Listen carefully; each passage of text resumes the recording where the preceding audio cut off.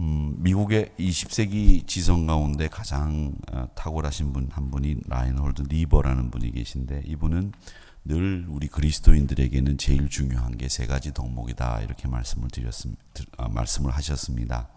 그 세 가지 덕목 가운데 이분은 한 가지 추가하고 싶은 것이 있는데 그게 바로 감사다 이렇게 말씀하셨는데, 이 리버는 이 감사가 그리스도인의 삶에 있어서 제일 중요하다.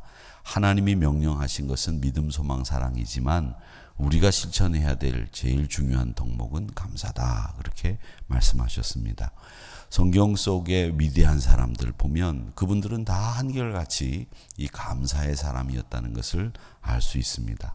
고통 중에서도 감사를 잃지 않았고요.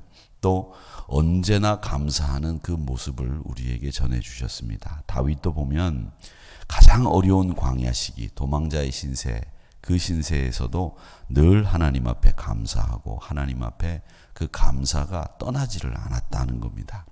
오늘 시편 50편 이렇게 보면 여러분, 이 시편은 예언시라고 알려져 있습니다. 예언시. 예언이라고 하는 말은 여러분 그 미리 예자입니다. 한자가. 그래서 하나님의 말씀을 미리 말씀하시는 거다 이렇게 하시면 되겠는데, 이 50편은 조금 독특합니다. 어떻게 독특하냐면 우리가 보는 시편은 다 한결같이 다윗이나 고라의 자손이나 오늘 여기 지은 아삽 같은 사람들이 하나님 앞에 올려드리는 찬양이잖아요. 그러니까 인간이 하나님을 향해서 쓴 글, 그게 시편인데 이 50편은 반대입니다. 반대. 하나님이 인간들을 향해서 말씀하신 내용입니다. 그래서 물론 쓰기는 우리 아삽이라고 하는 사람이 썼다고 돼 있지만 50편 1절을 말씀해 보면 여호와 하나님께서 말씀하사 해 돋는 데서부터 지는 데까지 세상을 부르셨도다 이렇게 말씀하시면서 하나님이 우리 인간들에게 하신 말씀으로 되어 있다는 겁니다.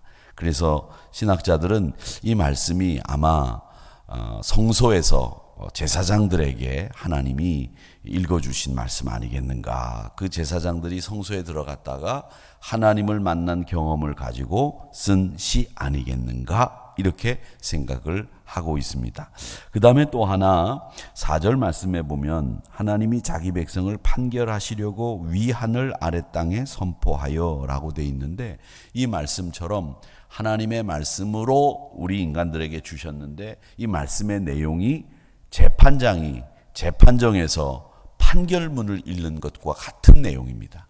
그러니까 히브리 시대 때 그 사람들이 재판장이 판결을 내릴 때 재판 판결문을 쭉 읽어 나가는 그 구조로 쓰여진 말씀이 시편 50편이다. 그래서 50편 아삽의 시는 하나님이 우리 인간에게 말씀하신 반대 구조로 되어 있는 말씀, 그리고 재판장이 판결문을 읽는 것과 같은 말씀. 그 판결이라고 하는 것은 뭐냐면 시시비비를 가리는 거죠. 무엇이 옳고 무엇이 그른지 분명하게 말씀하시는 내용이겠죠. 그래서 이 내용도 보면 악인과 선한 사람의 분명한 대조가 있습니다. 악한 사람은 이런 사람, 선한 사람은 이런 사람, 이런 내용이 기록되어 있다라고 하는 것을 아시면 됩니다. 자, 그러면 재판장이 읽는 판결문과 같다고 제가 말씀을 드렸는데, 시편 50편에서 그 판결문에서 제일 먼저 하시는 말씀이 뭐냐, 선한 사람이 하는 가장 옳은 행동이 뭐냐, 이걸 우리가 눈여겨봐야 됩니다. 그러면 하나님이 기뻐하시는 일이 뭐겠구나라는 것을 알 수 있는데, 여기 제일 먼저 하시는 말씀이 14절 말씀에 보면 감사로 하나님께 제사를 드리며 지조단신 이에게 내 서원을 갚으며 이렇게 되어 있습니다. 그러니까 우리 하나님이 판결문을 읽으면서 선한 사람에게 어떤 사람이 선한 사람이냐라고 하는 것을 분명하게 주문하는 그 판결문에 보면 선한 사람은, 하나님이 기뻐하시는 사람은 감사로 제사 드리는 사람이라고 하는 것을 분명하게 이야기를 하고 있습니다. 감사로 하나님께 제사를 드리며 지존하신 이에게 이에게 내 서원을 갚으며 이렇게 되어 있습니다. 그러니까 올바른 제사는 여러분 감사로 예배를 드리는 사람, 그 사람이 올바른 제사라는 거죠. 예배를 드리면서도 역시 마찬가지죠. 여러분 감사로 예배 드리시기를 바랍니다. 불평과 원망이 있고 내 마음속에 가득 찬 그 염려를 가지고서는 하나님 앞에 예배를 제대로 드릴 수 없다라는 겁니다. 그렇게 감사로 드려야 되는 하나님은 어떤 분이냐? 7절 말씀에 보면 하나님이 어떤 분인지를 이야기하고 계시는데 이렇게 돼 있습니다. 내 백성아 들을지어다. 내가 말하리라. 이스라엘아 내가 내게 증언하리라.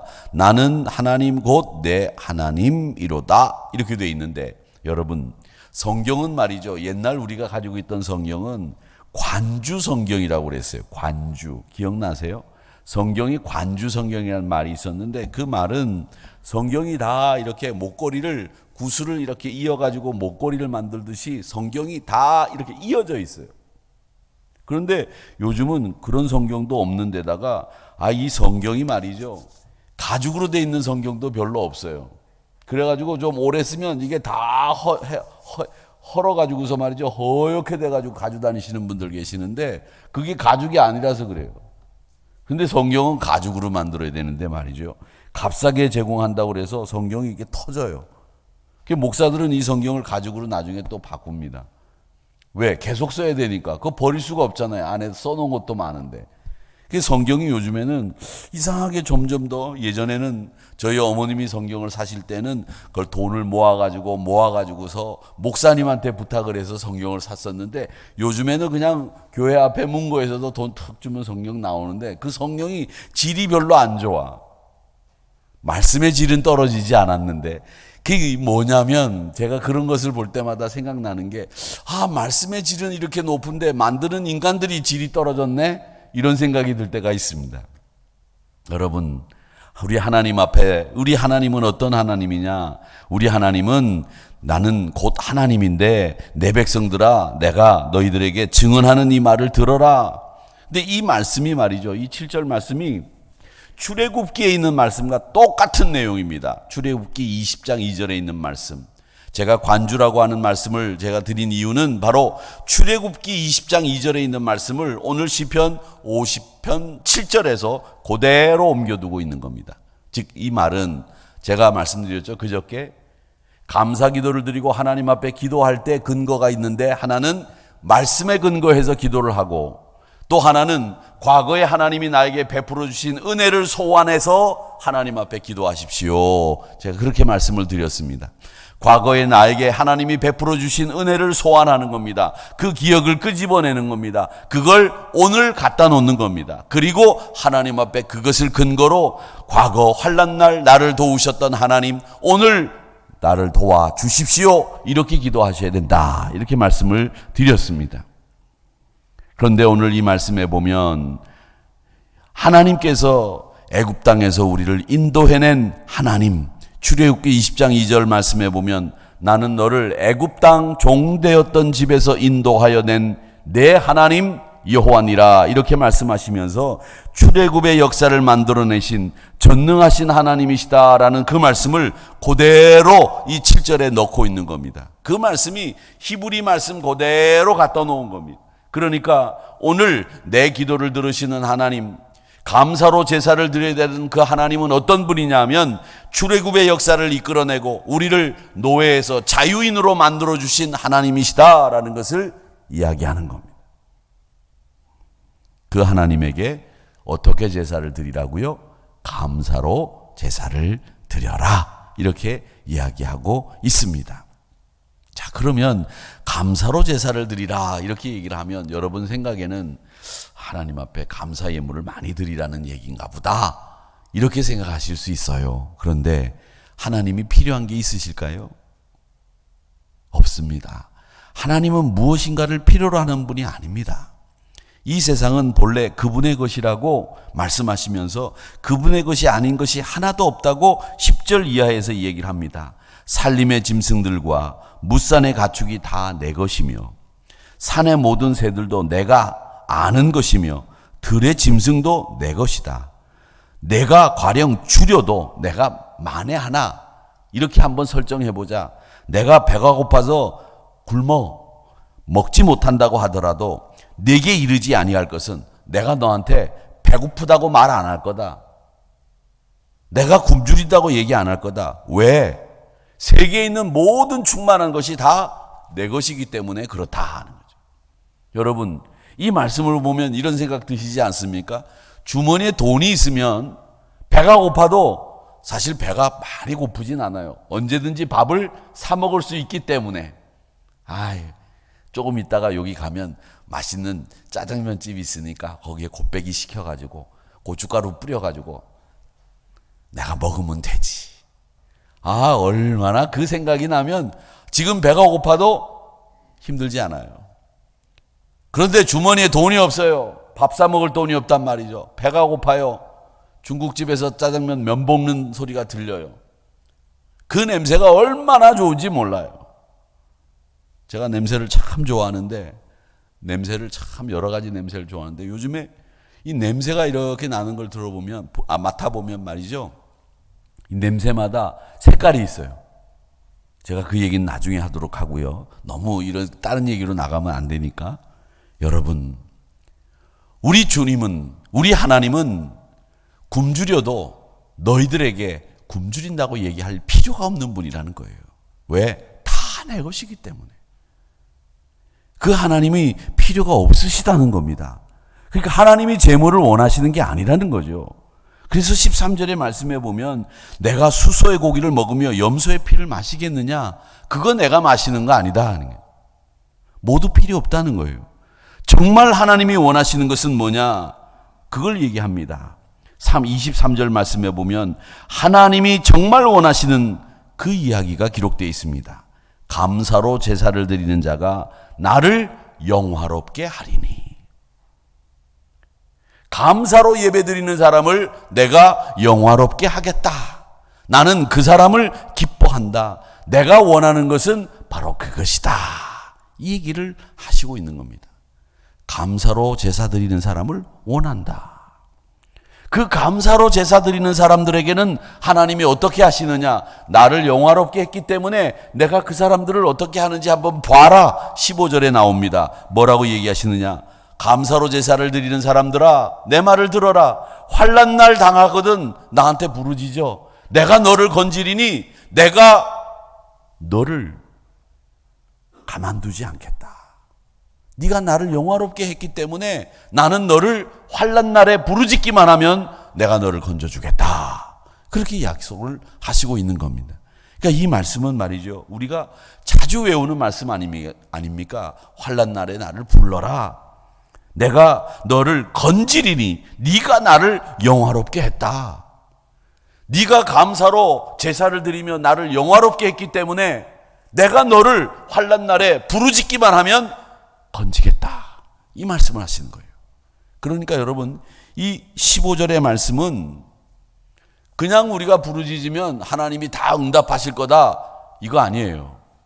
그렇게 외우지 마세요. 감사로 예배를 드리는 사람에게만 해당되는 말씀입니다. 23절과 연결해서 보십시오. 23절에 감사로 제사를 드리는 자가 나를 영화롭게 하리니 이렇게 되어 있거든요. 그런데 15절 말씀에 보면 네가 나를 영화롭게 했기 때문에 환난 날에 나를 불러. 그러면 내가 너를 건질 거야. 여러분, 감사로 하나님 앞에 제사를 드리며 하나님을 영화롭게 하세요. 그러면 그 사람은 환난 날에 하나님 앞에 부르면 그를 건져주신다는 거예요. 15절과 23절은 이렇게 짝을 이루면서 영화롭게 한 감사의 제사를 드린 사람들에게 하나님이 그 기도를 들으시고 건지신다는 약속의 말씀을 하시고 있는 겁니다. 늘 여러분, 환난 날에 하나님을 부를 수 있는 사람들은 하나님을 감사로 제사 드리며 영화롭게 한 사람들이다. 이 감사는 말이죠, 저는 생각할 때 감사의 환경이 이렇게 만들어지고 난 뒤에 아우 감사해, 이건 우리 그리스도인들의 감사가 아니고요. 우리 그리스도인들의 감사는 감사할 수 없는 상황에서도 굳이 감사해야 되는 겁니다. 굳이 감사해야 되는 거예요. 제가 어떤 목사님의 글을 이렇게 읽어보니까 그 목사님이 목회를 하시는데 어떤 권사님이 계세요. 권사님이 계시는데 이 권사님이 예수를 처음 혼자 집안에서 믿기 시작했는데 온 집안이 다 속을 새겨. 남편은 술 고래. 술 고래라는 말은 술을 얼마나 고래처럼 많이 먹었길래 술 고래겠어요. 술을 먹으면 인사불성이 돼요. 그런데 인사불성이 되는데 들어오면 고래 소리를 지르고 집에까지 이렇게 왔다가 집만 들어서면 조용한 양처럼 들어가서 잠을 자는 거예요. 근데 이 남편이 예수 믿는 걸 그렇게 반대하는 거예요. 자식들은 얼마나 다 속을 새기는지 공부도 지지리도 못하고 공부 잘하게 해달라고 하나님 앞에 기도를 해도 하나님이 안 들어주시고, 그래서 이분이 너무 마음이 속상해서 하나님 앞에 맨날 하나님 우리 남편 구원해달라고 그러면서 마음 한켠에 이 불평이 이렇게 자리 잡고 원망이 자리 잡기 시작했습니다. 근데 목사님이 감사하라고, 의지로 감사하라고, 좋은 환경 때문에 감사하는 거, 공부 잘해서 감사하는 건 누구나 다 하는 거잖아요. 우리 남편이 예수 잘 믿는 거 누구나 다 할 수 있는 감사잖아요. 그런데 그런 감사가 아니라 의지로 감사하라고 그러시더래요. 그래서 그날 내가 감사해야 되겠다 생각을 했는데 얘나 달라요. 남편이 술이 떡이 돼가지고 들어오는 거예요. 소리를 지르면서 집 앞까지 왔다가 집에 들어올 때는 조용히 들어와서 누워서 자더래요. 근데 내가 의지로 감사해야 되겠다 생각을 하면서 남편을 옷을 벗기면서 양말을 벗기는데 양말을 벗기는데 말이죠, 갑자기 감동이 오더래요. 야, 그래, 이 남편이 술을 먹고 토요일날 술을 먹고 주일날 아침 늦게까지 자니까 교회 가는데 전혀 부담이 없어. 갔다 오고 나면 일어나니까 얼마나 감사한지, 남편이 술 먹는 것도 감사하다 이런 생각이 들고, 또 남편이 술을 먹는데 술을 먹긴 먹는데 집 앞까지 고래고래 소리를 지르면서 오긴 오는데 집 앞에 와가지고 다른 남자들은 술 먹으면 두들겨 부시고 때리고 이런다는데 그런 게 하나도 없어. 그게 얼마나 감사한지 몰라. 감사를 찾아보니까 감사가 그렇게 나오더라는 거죠. 우리 자식들 공부는 지지도 못하는데 다른 건 몰라도 건강해. 옆집 아이들은 맨날 아파가지고 병원 다니고 뭐 선천적 난치병이라고 하고 막 이러는데 우리 애들은 뭐 밥도 잘 먹어, 건강해, 아픈 데도 없어. 이리 놀고 저리 놀고 뛰어놀아도 전혀 아픈 데가 없어. 감사하더라는 거예요. 감사거리를 찾으니까, 내가 감사하려고 마음을 먹으니까 감사들이 보이기 시작하더라는 얘기입니다. 여러분 보세요. 감사들을 안 찾고 내가 의지로 감사를 하지 않으니까 감사가 안 보이는 거예요. 그래서 어떤 목사님은 그렇게 얘기했습니다. 감사는요, 보물찾기하고 똑같습니다. 숨어 있는 거래요. 그걸 찾으면 우리는 보물을 갖게 되는 건데 우리가 안 찾는다는 거죠. 여러분 감사를 찾으십시오. 오늘 감사가 없는 사람들을 어떻게 그려놓고 있습니까? 17절 이하에 보면 재판장이 판결문으로 이 감사가 없는 악인들에 대해서 어떻게 판결하고 있는지 한번 들어보세요. 니네들은 내 교훈을 미워한다. 감사가 없으니까 하나님의 교훈이 미운 거예요. 내 말을 뒤로 던져 무시한다는 거죠. 18절의 말씀에 보면 감사가 없으니 도둑을 본즉 도둑질하는 그와 같이 연합해서 도둑질하고 간음하는 자들과 친구가 되고, 19절에 보니까 내 입을 악에게 내주어서 이 입이 악한 말을 계속하고 불평하고 남 험담하고 비방하고 혀로 거짓을 꾸미고, 20절은요 앉아서 내 형제를 공박한다 이렇게 돼 있는데, 이 앉아서 공박한다는 말은 뭐냐? 자기가 알지도 못하면서 알아보지도 않고 그저 편안하게 되는 대로 짓거린다는 말입니다. 그리고 네 어머니의 아들을 비방한다. 형제조차도 미워하는 사람이 돼버리고 말았다는 거예요. 여러분 이게 악한 사람들의 모습이고 감사로 제사를 드리지 않는, 하나님을 영화롭게 하지 않는 사람들의 모습을 그려놓고 있는 겁니다. 그러면서 21절 22절은 더 무서운 말씀이 그려져 있어요. 뭐라고 돼 있느냐? 네가 그렇게 해도, 즉 17절 18절 19절의 말씀처럼 그렇게 해도 내가 잠잠히 있으니까 내가 너하고 같은 줄 알았지. 그런데 내가 너를 가만두지 않겠다. 네 죄를 네 눈앞에서 낱낱이 드러내겠다. 하나님을 잊어버린 너희들 이제 그걸 생각해라. 그렇지 않으면 내가 너를 찢으리라. 내가 너를 찢게 되는 날에는 건질 사람 아무도 없다. 얼마나 무서운 말이에요. 이 15절의 말씀, 환난 날에 나를 부르라. 내가 너를 건지리니 네가 나를 영화롭게 했다. 이 말씀보다 더 무서운 말이 21절 22절에 있잖아요.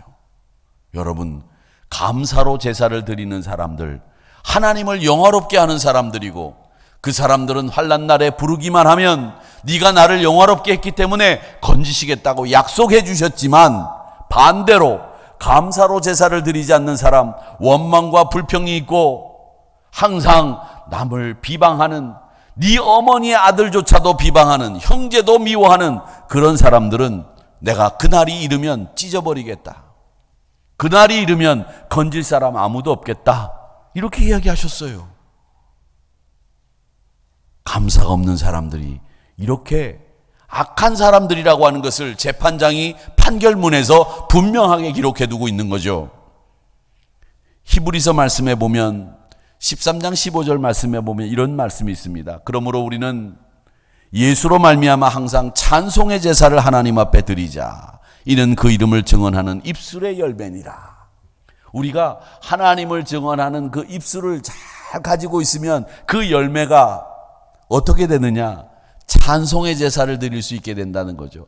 복음을 전하고 하나님의 능력을 전하는 사람들, 이 사람들의 입술에는 찬송의 제사가 있다, 이 말입니다. 그 사람들은 어떻게 사느냐? 선을 행하기를 주저함 없이 하고 나눠주기를 좋아하고 그걸 잊어버리지 않습니다. 하나님은 그 같은 제사를 기뻐한다는 거죠. 이 히브리서 13장 말씀은 이 감사를 구체적으로 우리에게 어떻게 감사의 제사를 드리는지를 보여주는 겁니다. 하나님 앞에 감사의 제사를 드리고 생활 속에 나가서는 어떻게 사느냐? 선을 행하고 나누어 주기를 좋아하는 거죠. 그러니까 여러분, 나누어 주기를 좋아하시기를 축복합니다. 축복합니다. 나누어 주기를 좋아해요. 있으면 퍼주세요. 된장도 퍼주고 고추장도 퍼주고 김치도 나눠주고, 주는 걸 좋아하는 사람은 다들 좋아해요. 밥 사주는 사람을 좋아하죠. 얻어먹는 사람 좋아하지 않아요. 보세요. 젊은 친구들도, 꼬마들도 길 지나가면서 그런 얘기, 걔는 말이지 내가 맨날 사주는데 난 한 번도 안 사줘, 이러고 지나가요. 애들도 그렇더라니까. 나눠주기를 좋아하고 선을 행하는 것을 기뻐하는 것, 그게 하나님이 좋아하는 감사의 제사요. 하나님이 나를 영화롭게 하는 거라고 판단하시는 거라는 겁니다. 사랑하는 성도 여러분, 감사의 제사는 선을 행하고 나눠주는 제사, 거기까지 이어지는 겁니다. 그래서 우리의 삶과 우리의 삶이 똑같아지는 겁니다. 그래서 여러분, 감사의 제사는 하나님 앞에 하나님을 영화롭게 해드리는 것이되, 히브리서 13장의 말씀처럼 어떤 것이냐? 나눠주고 선을 행하고 입술로 찬송의 제사를 드리는 것. 여러분, 선언하세요. 내 입술은 찬송의 제사만 하겠다. 격려하고 지지하고 응원하는 말만 하겠다. 내가 어떤 것을 봐도 이제는 불평하고 비방하고 험담하고 원망하는 말 내 입에 담지 않겠다. 2022년 우리 특별 새벽기도 때 이 결단을 하시기를 축복합니다. 나는 언제나 감사하며 살겠다. 그걸 여러분 기억하셔야 됩니다. 오늘 시편 50편은 악인의 악행과 선함을 비교해 두었습니다. 왜입니까? 이유는 예배에서는 하나님을 제일 사랑하는 것처럼 그렇게 이야기하지만 실제로는 한없이 교만하고 세속적인 형식주의자들을 책망하기 위해서 이 말씀을 하시는 겁니다. 이런 사람들은 신앙과 생활이 이혼한 상태예요. 교회 안에서는 한없이 충성된 종처럼 보이는데 세상에 나가서는 한없이 교만하고 한없이 세상적인 사람, 이런 사람들이 너무 많은 거예요. 말과 삶이 철저히 다른 삶이죠. 말과 삶이 다른 사람들을 말은요, 여러분 들으시면 지우셔야 됩니다. 계속 지워야 돼요. 왜? 지우지 않으면 속습니다. 말과 삶이 같은 사람들의 말은 기억해 두고 저장해 두세요. 그런데 말과 삶이 다른 사람의 말은 계속 지워나가야 됩니다. 거기에 반응을 보이면 속아 넘어가는 거예요. 하나님이 우리에게 원하시는 것은 감사로 하나님 앞에 영화롭게 해드리는 것이고, 그럴 때 환난 날에 하나님이 우리를 도우시는 것이고 건지십니다. 삶과 알미 같다는 말은 우리 속에, 생활 속에 감사가 늘 있다는 것이고, 그 감사는 히브리서 13장의 말씀처럼 나눠주고 선을 행하고 내 입술에는 찬송의 제사가 끊어지지 않는 삶. 나는 2022년 내 입술에서 찬송의 제사만 나올 수 있도록 하겠습니다. 격려와 지지와 응원의 말만 하겠습니다. 이렇게 결단하시기를 축복합니다. 한 주간 동안 특별 새벽기도에 참석하시면서 수고하신 모든 분들, 우리 성가대원들, 오늘 에바다 성가대, 할렐루야 시온 성가대, 호산나 성가대, 감사합니다. 수고 많이 하셨습니다. 아침에 나오셔서 눈도 못 뜨겠는데 입을 열어 찬송을 하라고 하시니 얼마나 힘드셨겠습니까? 그런데 얼마나 아름답고 또 은혜가 됐는지 모르겠어요. 오늘 에바다 성가대 참 찬양 예쁘게 잘해 주셨습니다. 원래 원체 예쁘신 분들이니까 뭐 찬양도 예쁘게 해 주셨겠죠. 자꾸 거짓말도 저가 늘고 있는데 감사합니다. 너무 감사합니다. 진짜 감사한 마음을 제가 이렇게 표현하는 것을 여러분 용서하시기 바랍니다. 그리고 한 주간 동안 모든 분들이 하나님의 도우심과 축복이 늘 함께 하시기를 바라면서 감사로 2022년도를 열었으니 올 마지막 날에는 넘치는 감사로 하나님 앞에 영화롭게 해드리는 우리 한우리 성도님들이 다 되시기를 축복합니다.